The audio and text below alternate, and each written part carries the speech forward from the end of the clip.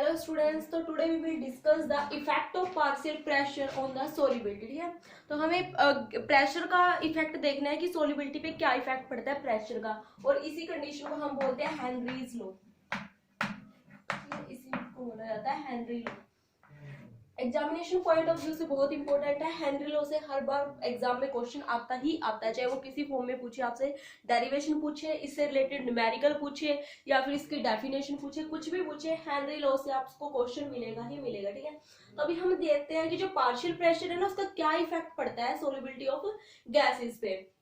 तो इसका इफेक्ट क्या पड़ेगा कि अगर हम प्रेशर को इंक्रीज करते हैं, इसका मतलब क्या हुआ कि जो लिक्विड है, लिक्विड के सरफेस पे गैसेस है, हम गैस को कंप्रेस कर रहे हैं। प्रेशर अप्लाई का मतलब क्या हुआ कि हम उस गैस को कंप्रेस कर रहे हैं।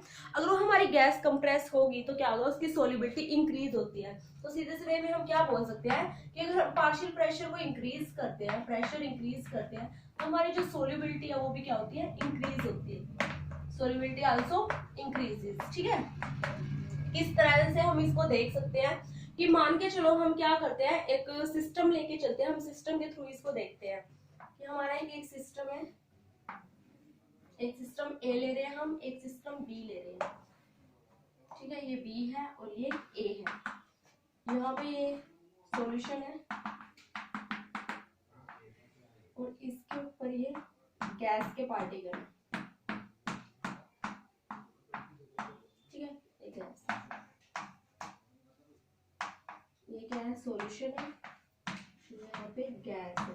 ठीक है, अब हम इसके ऊपर है कोई वेट रख रखा है।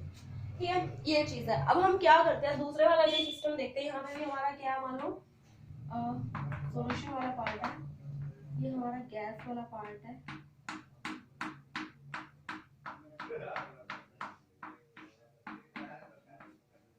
ये कुछ वेट इसमें लगाया हुआ है इसके ऊपर। ठीक है, तो हमारा ये ए सिस्टम का, ये हमारा सिस्टम क्या है, बी सिस्टम है। तो ए सिस्टम में क्या है कि जो हमारे गैस के मॉलिक्यूल है वो सिर्फ सॉल्यूशन के ऊपर है, तो कुछ ना कुछ जो हमारे गैसेस मॉलिक्यूल है वो सरफेस पे एंटर करते हैं, मीन सॉल्यूशन में एंटर करते हैं। तो यहाँ पे जो एक कंडीशन है, कंडीशन डायनामिक इक्विलिब्रियम में है। डायनामिक इक्विलिब्रियम का मतलब क्या है कि जो रेट ऑफ डिसोल्यूशन है, डिसोल्यूशन का मतलब क्या है कि जितनी गैस इसके अंदर डिसोल्व हो रही है उतना ही गैस यहाँ से इवेपोरेट भी हो रहा है। तो rate of dissolution is equal to rate of evaporation, दोनों रेट यहाँ पे इक्वल है, तो इसलिए हम इसको बोल रहे हैं कि जो ये कंडीशन है वो क्या है, डायनामिक इक्विलिब्रियम की कंडीशन है। बट सेकंड केस में हम क्या करते हैं कि हम ये जो गैसेस है, गैसेस के ऊपर हम क्या करते हैं, प्रेशर को अप्लाई करते हैं। ठीक है, अगर हमने प्रेशर इंक्रीज कर दिया तो हमारी गैस कंप्रेस हो जाएगी। कंप्रेस होने की वजह से क्या होगा, जो यहाँ पे गैस के पार्टिकल्स थे वो आप बहुत दूर दूर दिख रहे थे, पर यहाँ पे जो पार्टिकल्स है वो पास पास आए हैं। तो क्या हुआ कि मान लो अगर इतना वॉल्यूम ले रहे थे हम, यहाँ पे अगर 2 पार्टिकल्स थे, आफ्टर कंप्रेशन क्या होगा कि इतने ही वॉल्यूम में आपके मान लो पार्टिकल्स 5 हो गए। तो क्या हो गया, जब आपने प्रेशर इंक्रीज किया है तो पर यूनिट वॉल्यूम क्या हुआ है, गैसेस का नंबर भी इंक्रीज हो गया है। ठीक है, आफ्टर अप्लाइंग द प्रेशर। तो ये चीज हुई है कि जो हमारी अगर जो सरफेस कम हो गया है, गैसेस के पास जो उनका एरिया है उनके पास वो कम हो गया है, गैसेस कंप्रेस हुई है, तो क्या हुआ है, यहाँ पे सोल्युबिलिटी इंक्रीज हो गई है गैसेस की। सोल्युबिलिटी क्या हुई है, गैसेस की इंक्रीज हो गई है। ठीक है, तो प्रेशर पे हमने क्या है, प्रेशर इंक्रीज किया, तो एट ए पर्टिकुलर टेम्परेचर जो हमारी सोल्युबिलिटी है गैसेस की वो क्या करती है, इंक्रीज करती है। उसके आगे देखते हैं हम लोग।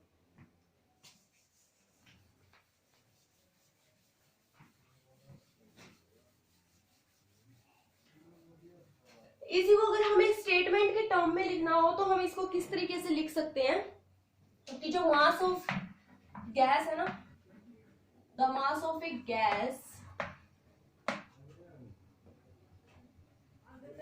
जो हमारा क्या हो रहा है, डिसोल्व हुआ है किसके अंदर, the mass of A gas dissolve in solution is directly proportional है, is directly proportional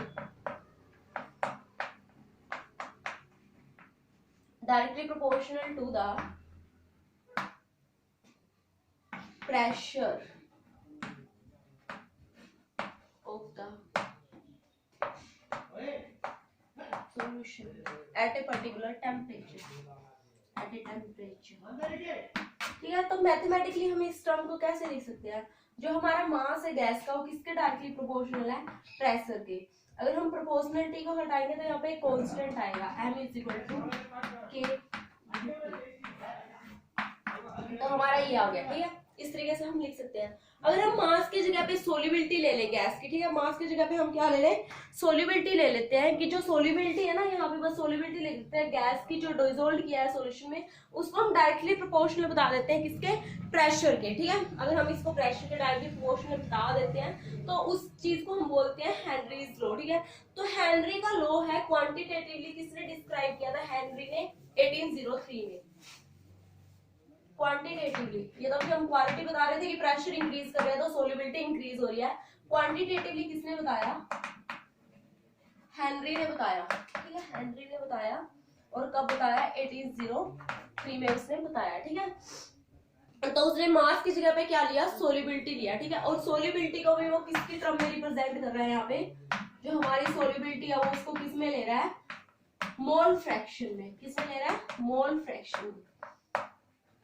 तो इसके अकॉर्डिंग हम कैसे लिख सकते हैं, जो सोल्युबिलिटी है गैस की वो डायरेक्टली प्रोपोर्शनल है किसके है, पार्शियल प्रेशर के। तो मान लो गैस ए है कोई, डायरेक्टली प्रोपोर्शनल है किसके है, पार्शियल प्रेशर ऑफ गैस ए, ठीक है। तो इसका कांस्टेंट सॉरी प्रोपोर्शनलिटी का साइन हटाएंगे, कांस्टेंट आएगा के डैश, ठीक है। अब यहाँ से इसको अगर हम सोल्व करें, पीए को आप अगर ये निकालना है तो इसको आप क्या लिख सकते हो, एक्स ए इंटू में 1 बाय के डैश। इस 1 बाय के डैश की जगह पे हम पुट कर सकते हैं के एच। तो P A is equal to K H into में मोल फ्रैक्शन। तो हमारा ये क्या है, हेनरीज लॉ, ठीक है। ये हेनरी लॉ का एक्सप्रेशन है। तो यहाँ पे क्या बोल रहा है, जो हमारा पार्शियल प्रेशर है वो किसके डायरेक्टली प्रोपोर्शन है, मोल फ्रैक्शन के। और जो कांस्टेंट है के एच की वैल्यू क्या हुई, के एच में से किसके इक्वल है, 1 बाय के डैश के। 1 बाय के डैश के इक्वल हमारा के एच है। जो ये कांस्टेंट है इसको हम बोलते हैं हेनरीज कांस्टेंट, ठीक है। इसका नाम क्या है, हेनरीज कांस्टेंट, ठीक है। तो ये बहुत इंपॉर्टेंट एक्सप्रेशन है, इसको आपको याद रखना है। जो हमारा, इसको आप किस तरीके से लिख सकते हो, इस डेफिनेशन को अगर आपसे लिखना चाहिए इन द वर्ड्स, आपको एक्सप्रेशन याद रखना है, इसी से आप डेफिनेशन बना दोगे। जो हमारा पार्शियल प्रेशर है ना, partial pressure of A gas at a temperature is directly proportional to